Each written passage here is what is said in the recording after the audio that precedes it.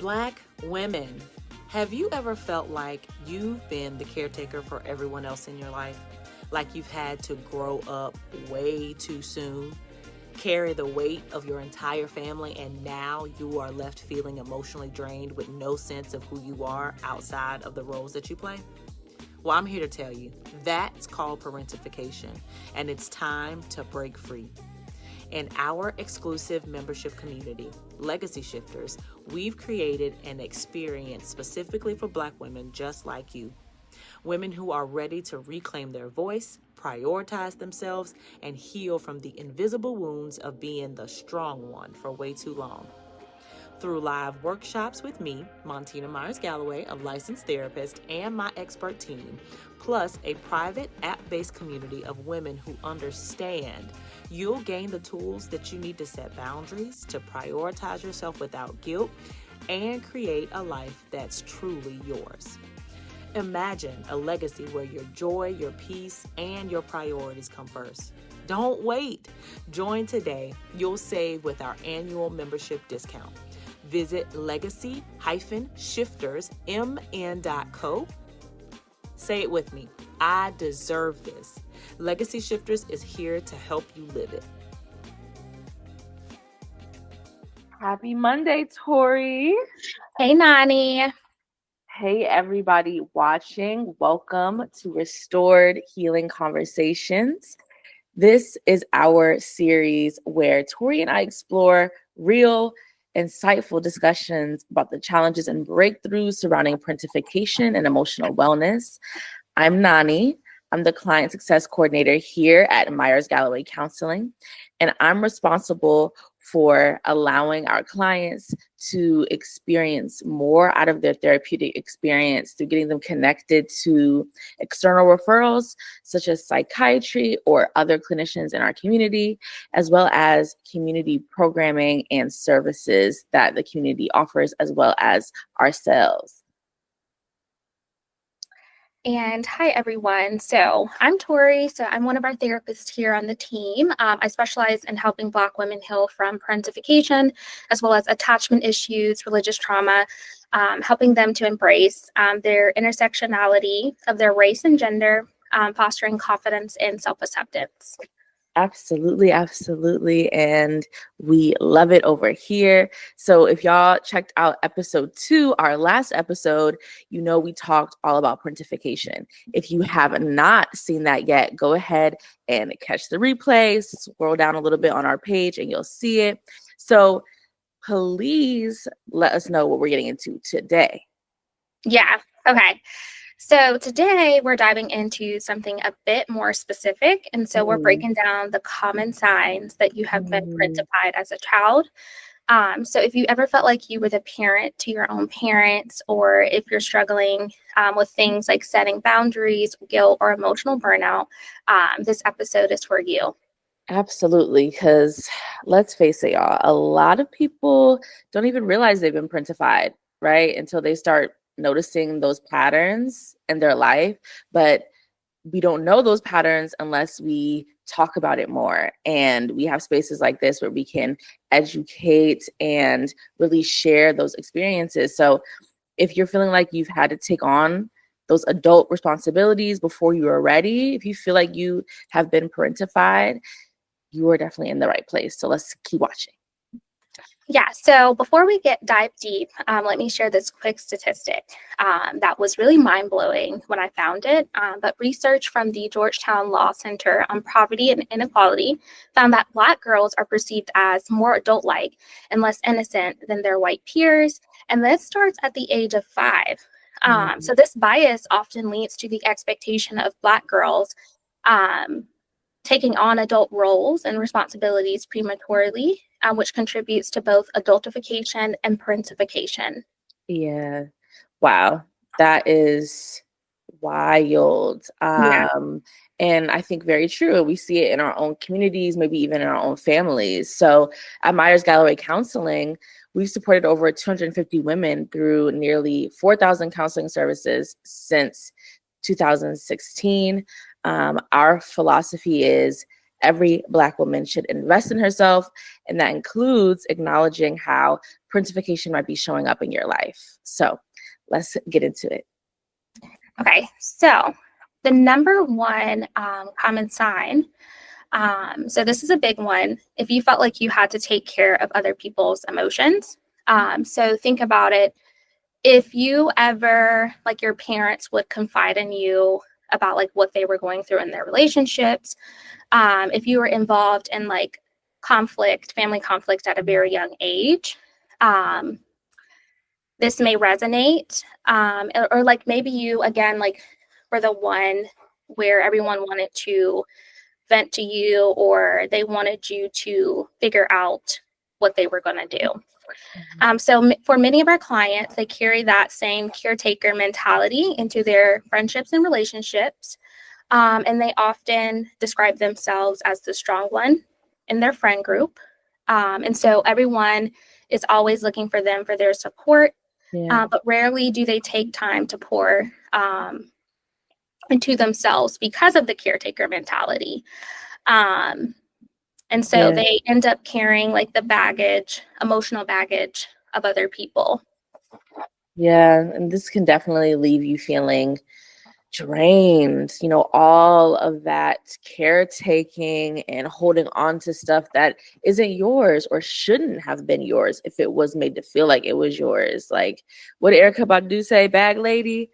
Yes, like we're running on empty when we are in that caretaker mentality that Tori was just explaining. And so you are running on empty, but still expected to show up for everybody else. How does that work? It's tough to break free from that pattern, especially when it's all you've known since you were 5, 6, 7 years old.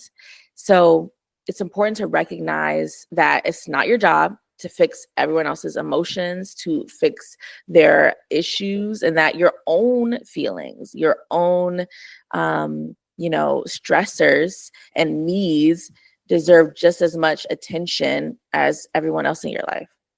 Right. And parentified kids often become emotional caretakers, which is too much for a child. And again, like Nani was saying, you end up feeling responsible for everyone else's feelings, and it's exhausting. Absolutely. So let's get into the number 2 common sign for parentification. That is struggling to say no. Okay. The boundaries word, right? So because you've been trained to put everyone else's needs first, it's hard to set boundaries as an adult. Right. So you spent so much time being the one who takes care of things, handles problems, and everyone else is okay. So when it comes to focus on yourself, no can feel very uncomfortable. Well, saying no. Exactly. And, it's like you've been trained to always put others' needs first. So it feels, really impossible. Yeah.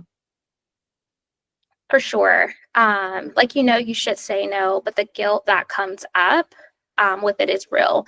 It's almost like you've been letting people down if you don't help. Even when you're feeling exhausted or overwhelmed, you feel like you have to say yes all of the time, even when you know it's not the best thing for you. It's like you always, what is the word? People pleasing mode. Yeah, exactly. And it's not like we don't want to help the people that we love and we care about, because that's part of, community. We show up for each other, we do for each other, but it's balance, right? So who in your life can you go to when you're in need? Or Right. do you always feel like you're the one flocking to others' rescue, right? So it's just constantly saying yes, constantly stopping what you need to do for yourself to go take care of somebody else and pivoting all the time like that. It means that you're spreading yourself too thin. Right. And eventually over time, you will just end up completely forgetting that your needs matter too. Yes. Okay, so let's move on to the third common sign. And this one is a really big one, like when I'm working with clients. So you feel like you always have to be perfect. So you might have learned that if things don't go perfectly, or you didn't do things a certain way, that the family would fall apart. Like maybe this is something that you learned during childhood, that you're carrying into adulthood.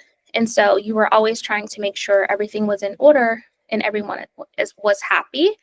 And this is something that is like very unrealistic because number one, we can't control other people's emotions. And we can't make sure all of the time that they're happy. Exactly. So I'm just imagining, a kid who's already managing adult responsibilities way too young, helping around the house, taking care of siblings, maybe contributing financially, even worrying about how their parents' relationship is doing or how their parents are doing emotionally. And because of all of that, you start to internalize this idea that everything has to go perfectly to keep things together. That if you make one mistake, you're done. It'll just all fall apart. Right. And that doesn't stop when you grow up. So as an adult, you start holding yourself to these crazy high standards, whether it be work, your relationships, even with your self-care. It's like you're always trying to prove that you're handling everything, doing everything right, because deep down you feel like if something is off, like Nani said, that it's going to fall apart. Yeah. Whew. I know that's exhausting. And it's like you're running a marathon and that finish line just keeps moving though. Like I have not stopped running. And you start to feel like your worth is tied to what you can do for others. Like, y'all, like we are more than the roles that we occupy. We are more than, how we rescue others, how well we perform or how productive we are. This is not reality, because the reality is nobody can live up to these standards that we're talking about, especially not all the time. And so the more you try to, though, to do the impossible, it's the more you burn out. Right. And it's tough because when you're striving to be perfect, that means you don't leave room to grow. And so if you're perfect all of the time, that means you stay stagnant. Like, what are we doing to improve ourselves?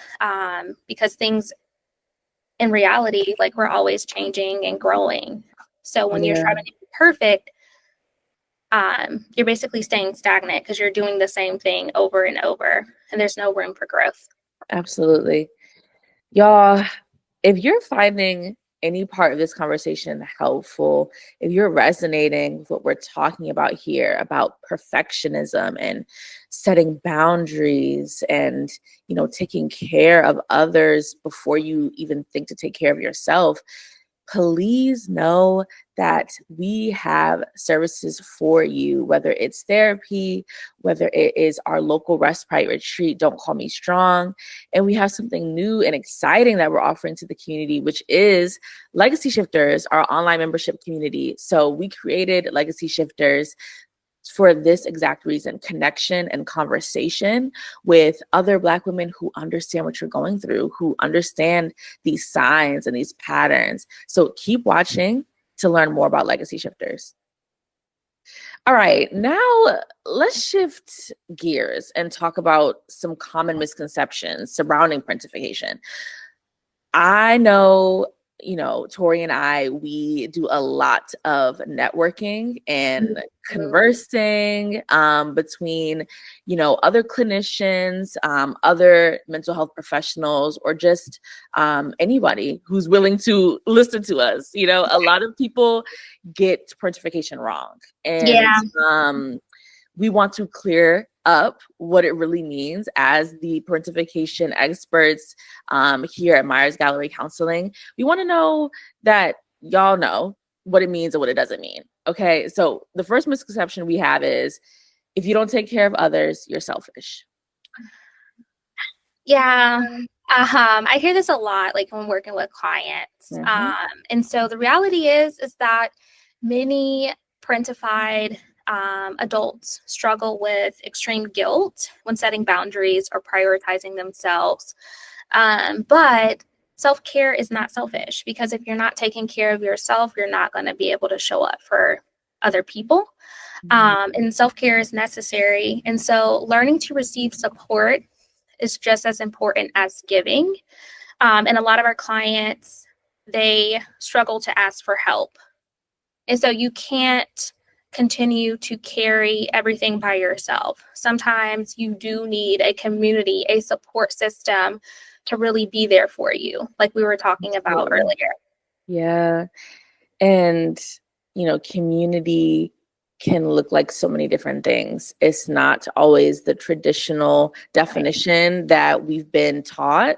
And so sometimes your community is your family and friends. Sometimes it's your neighbor, a coworker, or, a pen pal who doesn't even live in your same area, just someone you've connected with who shows up for you. So I love that, emphasis on community, because it's really important, like Tori said, to experience what it means to have other people to lean on. All right. Next misconception. So some people think that parentification only affects children and that you just grow out of it by the time that you're an adult. Yeah, and that is a really good one because, again, if it's unresolved, it's still going to show up into your adult relationships. And so parentification basically rewires how someone views responsibility, their relationships, and self-worth. And so many parentified adults struggle with burnout, again, guilt, and difficulty prioritizing themselves long into adulthood because they are in a habit of constantly supporting others and being there for others. And it can take a while to create a new habit, but once you get into the habit of that, that's going to show up in adulthood. And so it just doesn't go away like when you turn 18. Absolutely not. Okay, so now this is another common misconception about parentification. What are your thoughts on this one, Tori? Is it wrong to feel angry at your parents? Yes. And because I know clients, like, they feel guilty because, like, obviously we love our parents. But it is totally normal to feel angry towards your parents. Yes. And so many adults who were parentified feel guilty or resentful towards their parents. But the anger is definitely normal and valid because basically your childhood was taken away. And so acknowledging this anger doesn't mean that you don't love them. It just means that you're allowing yourself to feel. Exactly. I love that. Anger is an emotion that I think a lot of us really tuck away. We know all about that angry Black woman stereotype. And so we want to compartmentalize it and put that anger in a filing cabinet and lose the key. But all that does is harbor that resentment, and it doesn't serve anybody, but especially yourself, to not allow yourself to feel that anger, because anger is as valid as an emotion as anything else, as happiness, as love. You just have to understand how to express it productively, right? So let's talk about this last misconception. And this one, y'all, I struggle with this one. Okay. And I know, Tori, we talk about struggling with this one ourselves. You should be proud of how independent you are. Yes. And so this is called hyperindependence. And so it's often a trauma response. And since if you've experienced parentification, you were forced to be self-sufficient before you were developmentally ready. And so this also may have made you feel like you can't trust anyone but yourself. And so true healing involves learning to receive, again, as much as you give. Exactly. Y'all, we have covered the common signs that you've been parentified, discussed some misconceptions about parentification. Now let's get to my favorite part, answering y'all's questions. Thank you to those who have left comments with your questions, who have sent us DMs. So Tori, let's get into this first one. How does the expectation for Black girls to be strong impact their ability to express emotions freely and safely? Great question. So here's the thing. The expectation for Black girls to be strong often makes it harder for them to express emotions freely. And so a lot of the times we find that with clients, they feel like they can't be vulnerable with anyone. And so when society puts pressure on them to always hold it together, they may feel like there's no space, again, to show vulnerability or feel anything other than toughness. And so this builds up to bottling up emotions, fearing that anything less than strength will be seen as weakness. And the end, it stifles their ability to fully process and express their emotions without judgment. Exactly. And we need to normalize the idea that being strong doesn't mean always being unbreakable. We're human. We break, we fall apart, it gets messy, it can get ugly. That's part of this human experience, right? So why as Black women, why as parentified adults do we feel like we aren't given permission to do that? Because these habits and cycles run deep, and they tell us that it means that we have to really just push through. But no, you have the space to feel everything.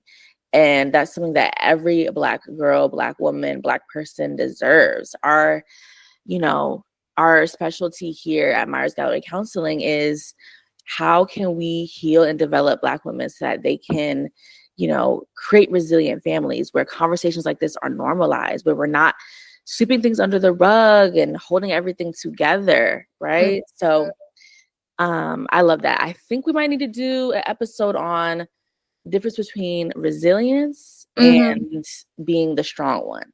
Right. Okay? Yeah, remember that. Write that down. Okay, next question. Let's see.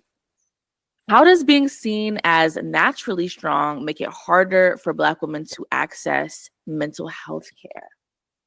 Yes.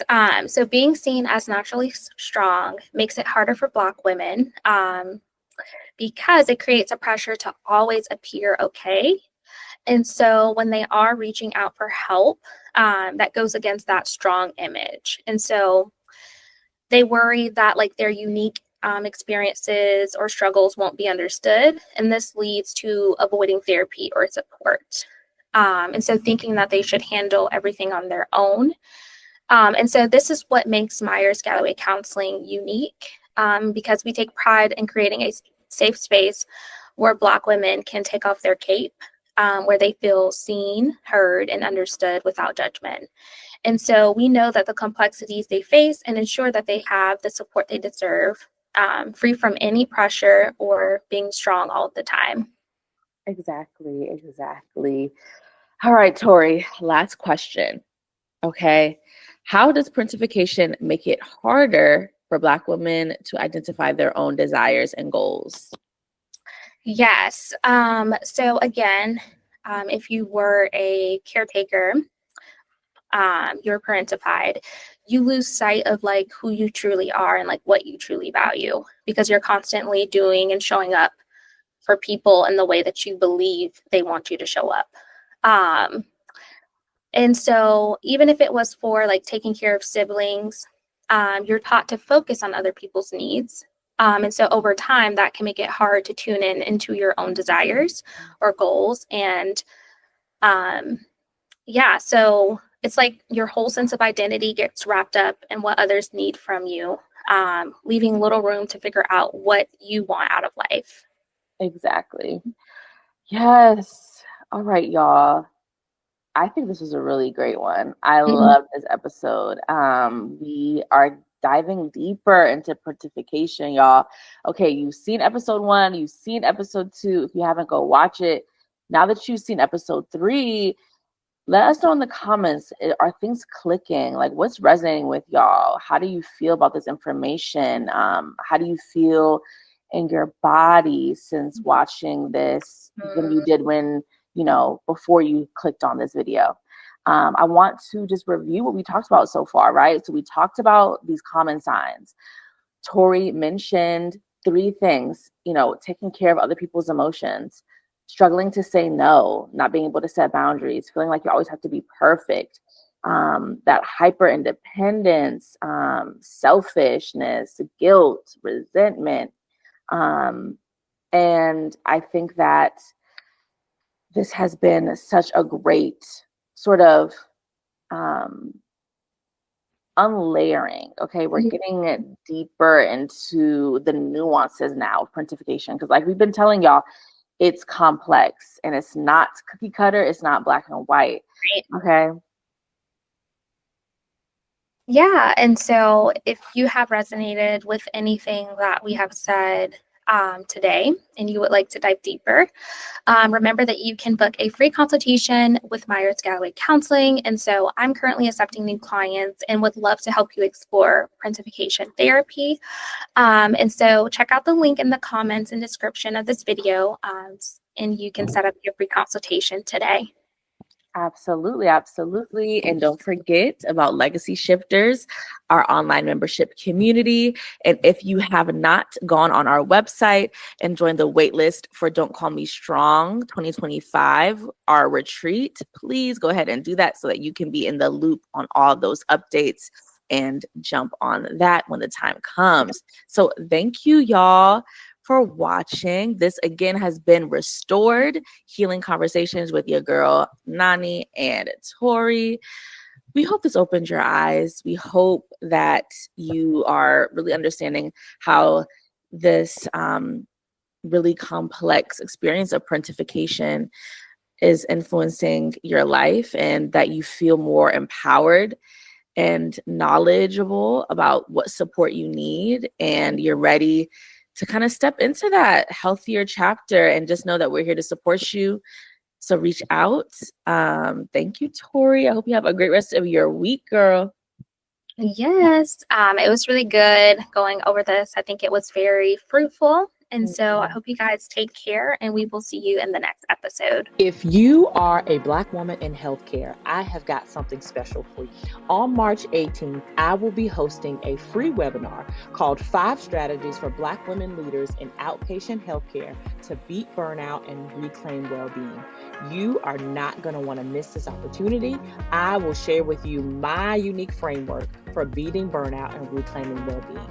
I hope to see you there. Black women, have you ever felt like you've been the caretaker for everyone else in your life? Like you've had to grow up way too soon, carry the weight of your entire family, and now you are left feeling emotionally drained with no sense of who you are outside of the roles that you play? Well, I'm here to tell you, that's called parentification, and it's time to break free. In our exclusive membership community, Legacy Shifters, we've created an experience specifically for Black women just like you. Women who are ready to reclaim their voice, prioritize themselves, and heal from the invisible wounds of being the strong one for way too long.